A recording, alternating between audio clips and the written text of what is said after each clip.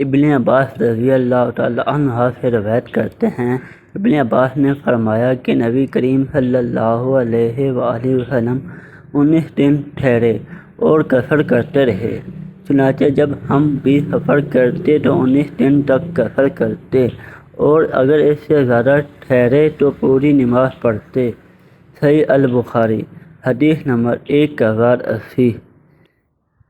عبد الوارث یحییٰ بن ابی اسحاق روایت کرتے ہیں کہ میں نے انس کو کہتے ہوئے سنا کہ ہم نبی کریم صلی اللہ علیہ وآلہ وسلم کے ساتھ مدینہ سے مکہ کی طرف نکلے تو 2 رکعت پڑھتے، یہاں تک کہ ہم مدینہ واپس ہوئے۔ میں نے کہا، آپ صلی اللہ علیہ وآلہ وسلم مکہ میں کتنے دن ٹھہرے تھے؟ انہوں نے جواب دیا، ہم 10 دن ٹھہرے تھے۔